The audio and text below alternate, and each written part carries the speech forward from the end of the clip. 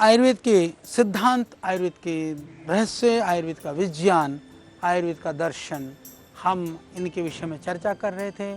हमने अभी चर्चा, आपने इससे पहले जो चर्चा सुनी कि किस तरह से पथ्य और हितकारी आहार से हमारा जीवन सुखी और स्वस्थ रह सकता है। आज हम चर्चा करने वाले हैं विरुद्ध आहार के विषय में। किस तरह से पथ्य और हितकारी आहार के सेवन से स्वास्थ्य की रक्षा होती है, तो किस तरह से हमारे दोष हैं सम अवस्था में बने रहते हैं। उसी प्रकार से जो अपथ्य और अहितकारी आहार के सेवन से स्वास्थ्य का नाश हो जाता है और दोषों का प्रकोप होता है। इसीलिए यह आहार भी अनेक प्रकार का हो सकता है। जैसे उसमें दोष देने वाले आहार बहुत सारे हो सकते हैं, परंतु भारतवर्ष के हिसाब से जिन जिन आहारों को हम सामान्यतः प्रयोग करते हैं, ग्रहण करते हैं, उन आहार में से जो लाभकारी आहार हैं, जो आपस में विरुद्ध आहार हैं, लाभकारी आहार की हमने चर्चा की, विरुद्ध आहार की जो प्रकृति के स्वभाव से ही दोषों का प्रकोप करने वाले आहार हैं, हम उनके विषय में चर्चा करेंगे। जो रोग कारक होते हैं, भारी हो जाते हैं, फिर वो हमारे लिए अपथ्य होते हैं, यानी कि वो हमारे लिए त्याज्य हो जाते हैं, हमारे लिए नुकसानदायक होते हैं, हम उनकी बात करेंगे। कुछ ऐसे होते हैं, कुछ प्राकृतिक रूप से अकेले तो बहुत ही लाभकारी होते हैं, परंतु कभी कभी वो स्वास्थ्य को भी बढ़ाने वाले हो जाते हैं, पर दूसरे पदार्थों के साथ यदि उनको मिला दिया जाता है तो वो गड़बड़ कर जाते हैं। या अलग ऋतु में कुछ अच्छी चीज़ होती है, वो गर्मी में खाएं तो लाभ देगा, सर्दी में खाएं तो फिर वो नुकसान देगा। तो इसमें हमको ध्यान देना चाहिए। और इस विषय में ये क्या है कि जाकर के अलग ऋतु में एक ही पदार्थ का सेवन करने से लाभ के स्थान पर हानि पहुंचाते हैं, और इसीलिए इनको हम विरुद्ध आहार भी कहते हैं। ये विरुद्ध आहार कहलाते हैं, और ये जाकर के हमारे पूरे सिस्टम को दूषित करते हैं। मुझे एक कहानी की स्मरण हुई, वो कहानी मैं आपको सुनाना चाहता हूँ। कि एक कहावत है कि बोले राजस्थान में एक राजस्थान की बात है, कोई वैद्य जी थे, उनका एक शिष्य था। वैद्य जी बड़े प्रतिष्ठित और माने हुए जाने हुए वैद्य थे। वो चिकित्सा के लिए किसी रोगी ने बुलाया, वो गए। उसने कहा कि मेरे पिताजी को पेशाब रुका हुआ है या पेट में बड़ा अफारा है, बड़ी परेशानी हो रही है। तो वो बहुत परेशान हुए। तो उन्हें जा कर के उसने कहा कि ठीक है वैद्य जी, मेरे पिताजी को ठीक करिए। तो बहुत बड़े वैद्य थे, उनका शिष्य था, पीछे वो खड़ा देख रहा था। वैद्य जी गए, जा कर के उन्होंने कहा, देखा अफारा हो रहा है, गर्मी की वजह से हो रहा है, पेट फूला हुआ है, यूरिन पास नहीं हो रहा है। तो उन्होंने कहा कोई खरबूजे का छिलका पड़ा हुआ है? उन्होंने कहा भाई हाँ खरबूजा पड़ा है। तो गर्मी के मौसम में खरबूजा मिलता था। खरबूजे को ला करके उन्होंने उसको घिसा करके पानी में और गिलास में भर करके पिला दिया। वो क्योंकि गर्मी से पेशाब रुका हुआ था, अफारा हो रहा था, वो खरबूजे से उसका पेशाब खुल के हो गया, अफारा की शांति हो गई, बड़ी तृप्ति हो गई। शिष्य ने सोचा कि खामो खामे पता इतनी छोटी सी चीज़ के लिए गुरुजी को लेकर के आए, गुरुजी की ऐसे ही पूजा करते हैं और गुरुजी की इतना सम्मान होता है। उसने सोचा गुरुजी बनने का तो बड़ा सरल उपाय है, क्योंकि कई चेलों को लगता है गुरुजी बनना तो बहुत सरल है। तो उसने भी ऐसा सोच लिया कि मैंने तो सीख ली वैद्य, बहुत ये तो बहुत बढ़िया चीज़ है। तो ऐसा कहते हैं कि सर्दी में फिर एक को किसी को ऐसी परेशानी हुई, अफारा हुआ, चेले ने सोचा तो गुरुजी ने मुझे सिखा दिया है। तो उन्हें कहा कि गुरुजी इस बार मैं जा कर के चिकित्सा करके आऊँगा। वो चला जाकर कहा भाई बताओ क्या परेशानी है।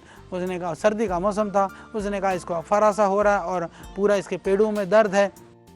उसने कहा कि जा कर के लाओ खरबूजा के छिलका ले आओ। खरबूजा का छिलका ले आए, बेचारा ढूंढ ढांड के घास करके पिला दिया। सर्दी का मौसम था और अफारा हो गया, वो कूदने फांदने लगा, परेशान हो गया। फिर वो गुरुजी के पास पहुंचा, बोला गुरुजी क्या करूं, वो तो दवाई तो वही दी थी जो आपने कहा था, पर अब तो परेशानी हो गई, मैं क्या करूं। तो गुरुजी ने कहा बेटा कोई बात नहीं। तो फिर गुरुजी पहुंच गए। उन्होंने कहा भाई क्या था, उन्होंने देखा नाड़ी, बोला खरबूजा लाओ। तो चेला देख रहा खरबूजे का छिलका मंगा रहे हैं गुरुजी, ला कर बोला इसको पीसो, घोट दिया। चेला देख रहा, बोला गुरुजी वही काम करा रहे हैं, वो तो बिगड़ हो गया। बोला इसको गर्म पानी में उबालो, पका करके फिर पिला दी, वो ठीक हो गया, क्योंकि सर्दी की वजह से हो रहा था।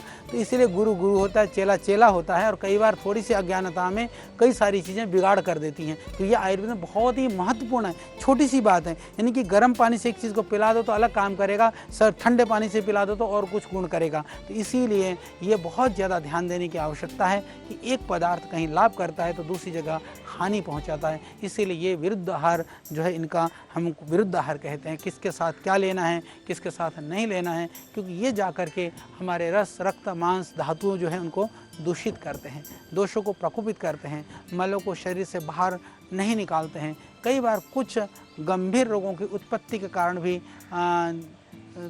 बनते हैं।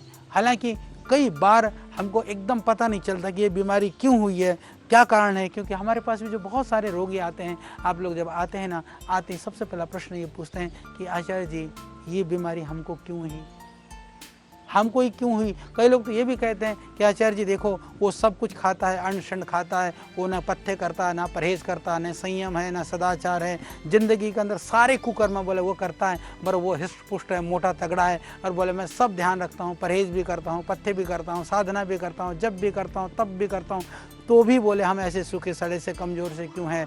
मेरे भाई आज तो तुम कब तब कर रहे हो, वो शायद पिछले तुमने जो बिगाड़ करा होगा उसका तुम भोग रहे हो, और जो आज बिगाड़ कर रहे हो पहले उसने तब किया होगा, आज उसका खा रहा है, पर उसका संचित है, संचित तो कभी ख़त्म हो जाएगा, पर तुम संचय कर रहे हो आगे तुम्हारा वो काम ज़रूर आएगा।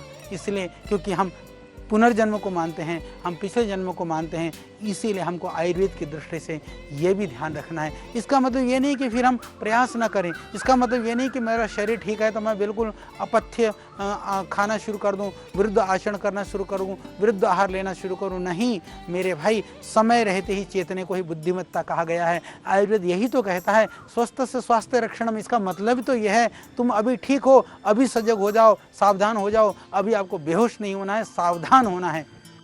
इसीलिए बार बार आयुर्वेद में जो विरुद्ध आहार के विषय में बहुत चर्चा की गई है, क्योंकि ये तुरंत प्रभाव नहीं डालते। आप कहोगे कि क्या फ़र्क पड़ता है, मैंने खा ली ना, मैंने खा लिया, दही भी पी लिया, ऊपर से दूध भी पी लिया, मेरा तो कुछ नहीं बिगड़ा, मैंने ये भी खा लिया, वो भी खा लिया। अभी जो मैं बताने वाला हूँ विरुद्ध आहार के विषय में, आपको लगेगा ये तो हम हर रोज़ ही करते हैं, इससे तो हमारा कुछ बिगाड़ होता नहीं है। पर ध्यान रखना मेरे भाई, तुरंत प्रभाव न भी पड़े, धीरे धीरे सेवन से शरीर में दुष्प्रभाव जरूर पड़ता है। वो आपको दिखाई दे नहीं दे, आपको महसूस हो या नहीं हो, ये जाकर के धातुओं को दूषित करते ही रहते हैं। तो इसीलिए ध्यान रखना कि ये जो विरुद्ध आहार है विविध रोगों के कारण बनते रहते हैं। ये बहुत सारे रोगों का कारण विरुद्ध आहार ही है। तो इसके विषय में हम थोड़ी सी चर्चा करेंगे कि विरुद्ध आहार, जैसे कि हमने बात की, जो हमारे लिए जो पथ्य आहार हैं, हितकारी आहार हैं, वो किस तरह से हितकारी हैं। हमने भोजन के विषय में भी हमने चर्चा की। तो विरुद्ध आहार के लिए आयुर्वेद में कहा कि देश की दृष्टि से भी कुछ विरुद्ध होते हैं। जैसे नमी प्रधान स्थानों में जहाँ ज़्यादा नमी है, वहाँ पर जहाँ पर सीलन है, ऐसे जो देशों में या बरसात का मौसम है उस समय पर स्निग्ध पदार्थ हैं या फिर शीतल पदार्थ हैं या फिर शीत गुण वाले पदार्थों का जो सेवन है वो देश की दृष्टि से निषेध किया गया है। काल की दृष्टि से विरुद्ध आहार, जैसे सर्दी में शीतल चीज़ों का खाना या रुक्ष या रस प्रधान हल्के पदार्थों का सेवन करना, ऐसा माना गया है कि वह शीत ऋतु के अंदर भारी पदार्थों का सेवन, गरिष्ठ आहार का सेवन, पौष्टिक पदार्थों का सेवन कहा गया है। तो उसके विरुद्ध सेवन करोगे तो काल के विरुद्ध होने से आपको शरीर में लाभ नहीं देगा। इसी तरह से जैसे पाचक अग्नि की दृष्टि से भी, जैसे मंद अग्नि वालों के लिए भारी भोजन, जिसका पहले से दस्त लग रहे हो, उसको खिला दो लड्डू, उसको खिला दो पेड़े, फिर वो परेशान हुए बिना नहीं रहेगा, परेशान होता हुआ घूमेगा। और जो हट्टा कट्टा पहलवान है, तुम खील पतासे खिला दो, वो बेचारा भूखा मरेगा, वो कहेगा मेरा तो पेट भरा ही नहीं। इसलिए ध्यान रखना है कि किसके लिए क्या द्रव्य लाभकारी है, उसकी पाचक अग्नि किसकी कैसी है, उसके आधार पर हमको भोजन करना चाहिए। मात्रा की दृष्टि से भी, जैसे मैंने बताया कि आपको समान मात्रा में शहद और घी लेने से उसको कहा गया कि वो विष हो जाता है, और अमृत विषम मात्रा में लेने से अमृत होता है। इसी तरह से बहुत सारे ऐसे द्रव्य हैं जो हमको ध्यान रख करके लेना चाहिए। सात्विक दृष्टि से, यानी कि लाभ की दृष्टि से, जैसे प्रतिदिन चावल खाने से अभ्यासी व्यक्ति को एकदम तुरंत गेहूँ जौ खिला दो, या जो जौ खाने वाला आदमी है, हरियाणा का आदमी को भेज दो बंगाल में, कभी तेरे को डेली भात खाना है, उसकी बेचारी की हवा खुशक हो जाएगी। बिहार वाले को उठा करके ला, बोले तेरे को चावल भात खाने को नहीं मिलेगा, तेरे को रोटी खानी है, तो परेशान हो जाएगा। साउथ वाले को ला कर कह दे भाई तेरे से कल से इडली बड़ा सांभर डोसा कुछ नहीं मिलेगा, तेरे को इन चपातियों में गुजारा करना, वो परेशान हो जाएगा। चपाती वालों को ले जाकर सुदूर दक्षिण में कहो मेरे को इडली बड़ा सांभर ही खाना, 2 दिन तो खा लेगा, तीसरे दिन कहेगा हाय भगवान इससे मेरे को बचा दो। क्योंकि यह हमारी जो प्रकृति है व्यक्ति की, जो उसके आहार की, हमारी शरीर की प्रकृति के अनुसार भी हमको भोजन बिल्कुल ध्यानपूर्वक बुद्धिपूर्वक करना चाहिए। दोषों की दृष्टि से यदि हम बात करें तो जो वात प्रकृति वाले जो मनुष्य हैं, उनके द्वारा जो वात वर्धक जो पदार्थ हैं उनको नहीं खाना चाहिए। कफ वाले प्रकृति को कफ बढ़ने वाले पदार्थों का सेवन नहीं करने चाहिए। हमने ऋतु के विषय में, दिनचर्या के विषय में हमने काफ़ी चर्चा की है। और इसी तरह से संस्कार या पाक की दृष्टि से भी, जैसे खट्टे पदार्थ को तांबे के बर्तन रखेंगे तो खटाखट वो खटास जाते हैं, अम्ला जाता है, वो नहीं लेना चाहिए। वो पॉइजन हो जाता है, पीतल के बर्तन में पका करके नहीं खाना चाहिए। इस तरह से आयुर्वेद के ग्रंथों में बहुत विशद रूप से वर्णन किया हुआ है। इनका हम बेसिक नॉलेज रखें, बेसिक ध्यान रखें, बेसिक सावधानी रखें, ये बहुत ज़रूरी है। कहा वीर्य की दृष्टि से कि वीर्य, जैसे हमने कहा था गुण, वीर्य, विपाक और प्रभाव के विषय में हमने बात की है, ये हमने आपसे काफ़ी चर्चा की है। वीर्य, उसके जो उसका जो पदार्थ का जो प्रकृति है ना, मूल प्रकृति, उसको शीत वीर्य, उष्ण वीर्य, दो प्रकार से आयुर्वेद में वर्णन है और हम जानते हैं। तो उन शीत वीर्य के पदार्थों के साथ कहा कि उष्ण वीर्य वाले पदार्थों को नहीं लेना चाहिए। जैसे शीत वीर्य जो है संतरा है, मौसमी है, अनानास है, तो इसी तरह से कहा कि थोड़ा उष्ण वीर्य क्या है, दही है, लस्सी है, तो इनके साथ सेवन नहीं करना चाहिए। कई बार कोष्ठ की दृष्टि से, यानी कि क्रूर कोष्ठ वाले, जैसे उनको, जैसे पहले से जिसको कब्ज है, कब्ज को बढ़ाने वाले प्रक्रिया वाले चीज़ें नहीं देनी चाहिए। जिसको किसी को कब्ज हो, कब्ज वाले को खिला दो यदि आप उड़द, तो कब्ज बढ़ेगा। कब्ज वालों को आप और खिला दो रूखी सूखी चीज़ें, कब्ज बढ़ेगी। दस्त वालों को पिला दो दूध, तो दस्त बढ़ेगा। तो यानी आपको ध्यान रखना है कि जो क्रूर कोष्ठ वालों को हमेशा मल विसर्जन की क्रिया की जो स्वाभाविक कठिनाई होती है, ऐसे व्यक्तियों को ध्यान रखना है। और इस तरह से मध्य कोष्ठ वालों को, कफ बहुल उदर वालों को व्यक्ति को भी मल विसर्जन क्रिया में कुछ कठिनाई होती है, तो इस तरह से लघु कब्ज कारक वातवर्धक कफ वर्धक पदार्थों का सेवन छोड़ देना चाहिए। इसी प्रकार जिनको मृदु कोष्ठ है, जिनको पित्त बढ़ा हुआ है, जिनको मल विसर्जन में आराम से हो जाता है, या जिनको दस्त लगे होते हैं, उनको थोड़ा सा जो रेचक द्रव्य हैं, चरपरे द्रव्य हैं, उनका सेवन नहीं कराना चाहिए। उनको कोष्ठ की दृष्टि से वो विरुद्ध आहार की श्रेणी में आते हैं। इसी तरह से जो शारीरिक अवस्था की दृष्टि से भी, क्योंकि बहुत सारे जो भोजन हैं वो शारीरिक अवस्था की दृष्टि से भी हमको बहुत ज़्यादा ध्यान रखने की आवश्यकता है। जैसे अधिक चर्बी वाले मोटे व्यक्तियों को स्निग्ध पदार्थ, जो मोटे हैं उनको घी है, मक्खन है, तेल है, थोड़ा सा कम रखना चाहिए। और इसके साथ साथ में जो बहुत कृष्ण हैं, दुबले पतले लोग हैं, उन मनुष्यों को रूखे सूखे या बहुत ही ऐसे हल्के पदार्थ हैं, उनका सेवन से भी बचना चाहिए। यानी मोटे को मोटापा बढ़ाने वाली चीज़ नहीं खानी है, पतलों को और पतले हो जाए ऐसा नहीं करना है।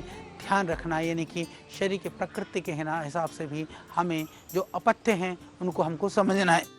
क्रम की दृष्टि से, जैसे कि कई बार ऐसा होता है, क्रम की दृष्टि भी बहुत महत्वपूर्ण है। हम लोगों ने दिनचर्या रात्रिचर्या की बात करी है, पर आयुर्वेद ने कहा कि ये भी एक क्रम है कि सुबह उठ करके क्या करें, सुबह उठ करके पहले खाना खाएं, ये क्रम नहीं है, ये भी आयुर्वेद के अंदर बताया गया है। हालांकि मैं एक बात बताना चाहूँगा, आपको लगेगा कि यदि हम कहें कि सुबह उठ करके आपको पहले खाना खाना है फिर नहाना है, तो आप कहेंगे कहीं ऐसा होता भी है क्या?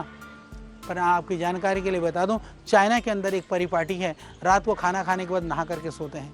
वो परंपरा में है, यदि वो आयुर्वेद को जानते होते तो कभी ऐसा ना करते। तो ये क्रम की दृष्टि से बहुत ही महत्वपूर्ण है। नित्य कर्म में सुबह उठना, पहले कुल्ला करना, फिर पानी पीना, फिर मलमूत्र का त्याग करना, फिर स्नान करना, अंजन करना, जूते धारण करना, ये हम आपको स्वस्थ वृत्त के अंदर में दिनचर्या के अंदर बता चुके हैं। तो बाद में नाश्ता करना, सुबह कैसा नाश्ता करना है, दोपहर को कैसा खाना है, रात को कैसा खाना है, यही तो क्रम है, यही तो विधि है, यही तो दिनचर्या है। इसका पालन करना न करना जो है वो अपथ्य कहलाता है। अपथ्य आहार के विषय में चर्चा करते हुए जाना जरूरी है कि यहाँ विविध तरह के कारणों से वह अपथ्य माना गया है। इसमें कई सारे कारण ऋषियों ने आयुर्वेद में गिनाए हैं, विशेष करके जैसे निषेध की दृष्टि से। यानी ये कुछ ऐसे पदार्थ होते हैं उनके सेवन के बाद कि उसके दुष्प्रभाव से बचने के लिए, यानी कुप्रभाव से बचने के लिए दूसरे पदार्थ का सेवन करना चाहिए, या किसी पदार्थ का सेवन बिल्कुल नहीं करना चाहिए। ये भी है, जैसे हमने मान लीजिए हमने घी खा लिया, चिकनी चीज़ खा ली, तो बिल्कुल ठंडा पानी नहीं पीना चाहिए, तो उससे इसका कुप्रभाव का होगा। यदि आपने कोई चीज़ खा ली है, आपको बहुत प्यास लग रही, ठंड जैसे आपने कोई चिकनी चीज़ ही खा ली, अब थोड़ा सा यदि बहुत प्यास लग रही, गले में कुछ हुआ, तो थोड़ा गर्म पानी पीजिए, तो पथ्य है। यानी एक ही पानी का सेवन कर रहे हैं, एक भोजन के बाद में हमने उसके बाद में किसी पदार्थ को लिया या नहीं लिया, इस नियम का उल्लंघन कभी भी नहीं करना चाहिए।